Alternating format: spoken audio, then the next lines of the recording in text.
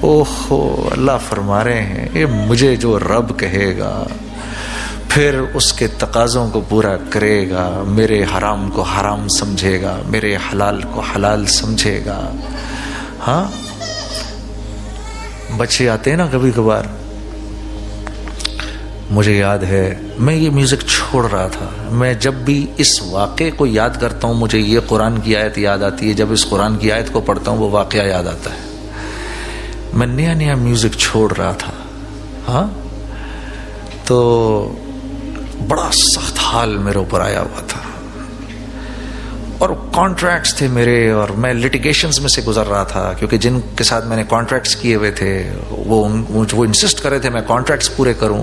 پھر میں نے داڑھی رکھ لی تھی، تھوڑی تھوڑی میری داڑھی آ گئی تھی، کافی بلکہ آ گئی تھی، تو ان کی یہ تھی کہ نہیں ہم کو تو اس طرح نہیں کرنا، ہم نے تو پاپ سنگر کے ساتھ کیا ہے کانٹریکٹ۔ تو میں کہ جی مشکل میں پھنسا، روز مرتا تھا روز جیتا تھا، ایک ایک قدم میرا منو بھاری ہوا تھا اس وقت، بس خدا کی قسم اللہ کی ذات کے سوا کوئی نہیں تھا میرے پاس اس وقت۔ تو میں سمجھ نہیں آتی تھی کیا کروں، روز کٹنا روز مرنا۔ ظہر کی نماز پڑھ کے سلام پھیرا تو میرے اس طرف ایک بزرگ بیٹھے ہوئے تھے، سفید داڑھی ان کی، وہ آج بھی مسجد میں آتے ہیں، میں ملتا ہوں ان سے۔ تو مجھے کہنے لگے کہ بھائی جنید السلام علیکم۔ وعلیکم السلام، کیسے؟ ٹھیک ٹھاک۔ کہنے لگے سنو میرے بیٹے کی شادی ہے۔ میں نے کہا حضرت مبارک ہو، آپ بلائیں گے تو آؤں گا۔ تو کہنے لگے نہیں ہاں وہ تو آؤ گے، ایک بات کہنی ہے تمہیں۔ میں نے کہا ضرور کہیں۔ تھوڑا سا پاز کیا، پھر کہنے لگے دیکھو میرا بیٹا کہہ رہا تھا کہ جنید جمشید آپ کی مسجد میں نماز پڑھتے ہیں، تو اگر ہو سکے تو اس سے کہیں کہ جو میرا ہمارے گھر میں جو مہندی کا فنکشن ہے وہ کر دے وہ۔ ہوئے ہوئے ہوئے ہوئے، بڑی زور کی لگی مجھے یار، بڑی زور کی لگی، ایسا لگا کہ جیسے یہاں سے دیا انہوں نے چھرا میرے اندر اور ادھر سے نکال دیا۔ ارے کم از کم چل تو نہ بول، اتنی بڑی تیری چٹی داڑھی، میں روز تیرے ساتھ نماز پڑھتا ہوں۔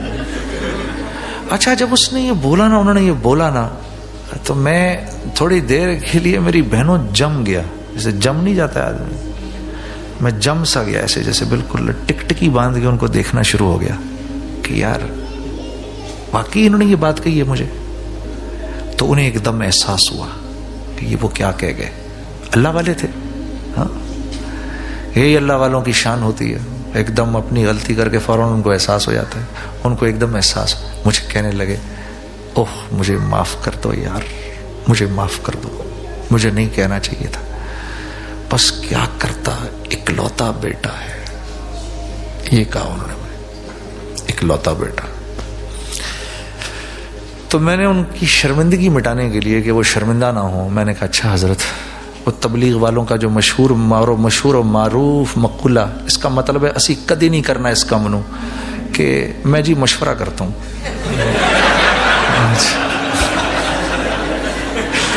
بھول جاؤ، کوئی آپ کو تبلیغ والا یہ کہنا جی میں آپ کو مشورہ کر کے بتاتا ہوں، بھول جاؤ، اس نے کبھی نہیں کرنا اس کام کو۔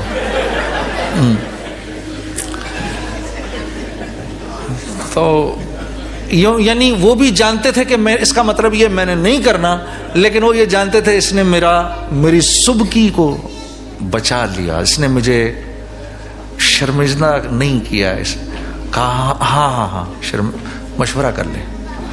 اور میں گیا حافظ عبدالرشید صورتی صاحب کے پاس، میں نے جا کر کہا حافظ صاحب یہ ہوا میرے ساتھ۔ تو ایسے ان کی گردن ایسے نیچے چلی گئی۔ میں اس زمانے میں ان سے جڑا کر، آج بھی ہمارے کراچی کے امیر ہیں تبلیغ کے، اس زمانے میں تو بہت میرا خیال رکھتے تھے، ہر بات ان کے سامنے جا کر رکھنی۔ تو ایسے نظریں نیچے، ایسے سر نیچے چلا گیا، یوں جو سر اٹھایا تھا موٹے موٹے آنسو آنکھوں سے ٹپ ٹپ ٹپ، پھر ایک دم جلال میں آ گئے۔ میرا دل کرتا ہے کبھی کسی ایسے باپ سے بھی تو ملوں جو بیٹے کو یہ کہے کہ بیٹا میں جانتا ہوں یہ تیری خواہش ہے، لیکن میں کیا کروں کہ اللہ اور اس کے رسول کا حکم نہیں ہے۔ کہتے ہیں میں کب ملوں گا کسی ایسے باپ سے؟ تو یہ ہے ان الذین قالوا ربنا اللہ ثم استقاموا، جم بھی گیا، بیٹا میں نہیں کر سکتا، اللہ کی طرف سے اجازت نہیں ہے، میں نہیں کر سکتا، بس